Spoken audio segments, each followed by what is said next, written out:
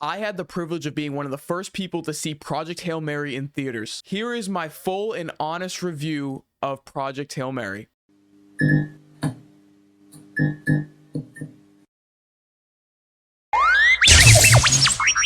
What's going on, guys? Welcome back to the Jedi Junkyard. Thank you so much for joining me today. So I was at the first screening in my town for Project Hail Mary, and I could not be more excited to talk about it. All I ask before we get into the reviews, make sure you leave a like and subscribe for all the reviews on the upcoming TV shows, movies, and we do weekly recaps around Marvel and Star Wars content. So yeah, let's talk about this movie. We're going to get into the first part of the video, and it's just going to be spoiler free. And later on, I'll obviously give you a warning when spoilers will be talked about. I was never a fan of Ryan Gosling. This dude is such a good actor. This movie is based off a book by Andy Weir, and for people who've read the book, unlike myself, I can't even imagine how fun this movie must have been. Ryan Gosling plays a astronaut called Ryland Grace, who wakes up on a spaceship to realize he is humanity's last hope. He must stop astrophage, a microbe consuming the sun, by partnering with an alien named Rocky to find a solution highlighting themes of friendship, science, and survival. And by the way, this happens 12 light years away from Earth. What is an astrophage? An alien organism feeding on the sun's energy and dimming it will cause a new ice age on Earth. So basically, there's a threat to Earth's survival. Within the next 30 years, there's going to be a diminished population,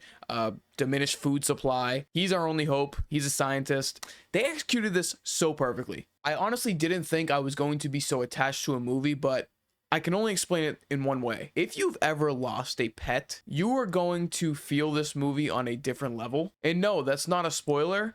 That's just the only way I can compare it. Rocky is the alien Ryan Gosling meets 12 light years away. Their friendship, their partnership is just something that can only be written by an author like Andy Weir. So Earth needs to be saved, and it's a one-way trip.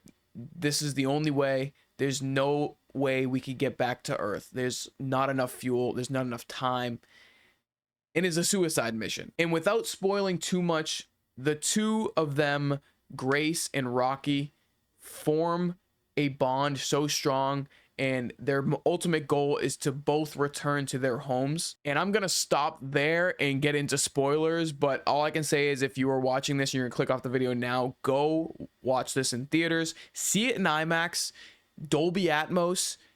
It's going to blow your mind. All right, here's my honest thought. Spoilers are in this video starting now. You might not like what I'm about to say. This movie was so good, but it felt like it dragged in some points. Sometimes there was too much dialogue. Sometimes the climax just kept on going when it should have been over, in my opinion. There's a time when Grace is on the outside trying to recover Tamiba that can eat the astrophage and save the world, and it just kind of drags, man. I mean, the scene after that when they're in the ship and they're, you know, Grace hits the side and gets knocked out and he's presumed dead.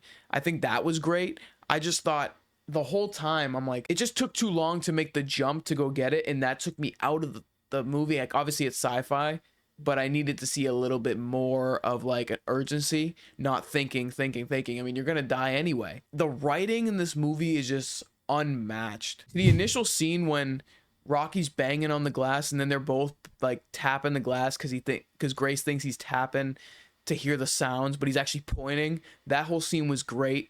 The comedy in this movie is fantastic. And by the way, this is such a cool concept. A beam of bacteria, essentially, astrophage, a microbe that's going to eventually kill Earth. And not even like eventually, within 30 years. As I was watching this movie, I was like, someone had to have wrote this down, and like, it literally is in front of me.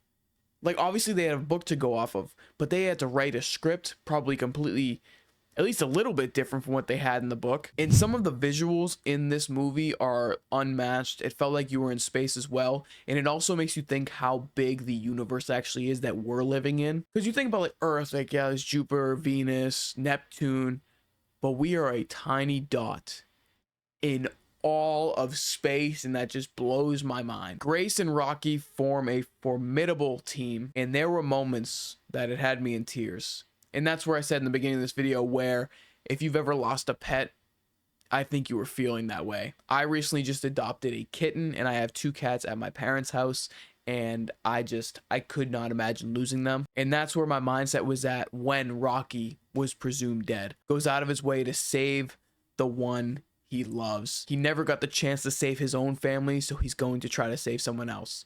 And by the way, Rocky's a champ, given 6 years, additional years of travel time back to his Earth just so Grace can return home, just to say he had a chance to save him. Peak writing, peak performance by Ryan Gosling. So as he kind of gets settled and gets ready to go back home, Grace discovers that a nitrogen resistant strain of Tamiba he created will accidentally kill Rocky's crew if he takes it back.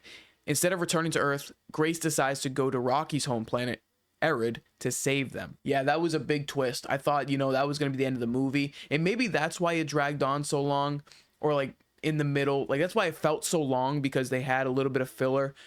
Because if that was taken away and this was just the movie, I think I'd be giving this a 10 out of 10. But for Grace to make the decision that this was a suicide mission anyways, let me go and try to do some good in the universe, not even the world, the universe, and make sure that Rocky doesn't die alone himself. Let alone die himself, actually kill his whole planet and everyone he loves that's there. I loved the ending of this movie. Grace actually is a teacher again. He's teaching all of the specimens, or what called Iridians. I think that's amazing. That's just like, it shows how goofy sci-fi can be, but on a real level. So in conclusion, I think that this movie was a very solid sci-fi movie, a movie that I will definitely watch again. I made a TikTok right out of the movie theater and I gave it an 8.5 out of 10, and I'm sticking with that. If you're seeing this video and you like what you saw, make sure you let me know what you thought of Project Hail Mary down in the comments below. I hope you grabbed something on the way out. I will talk to you guys next time. Make sure to go check out my other videos. Peace.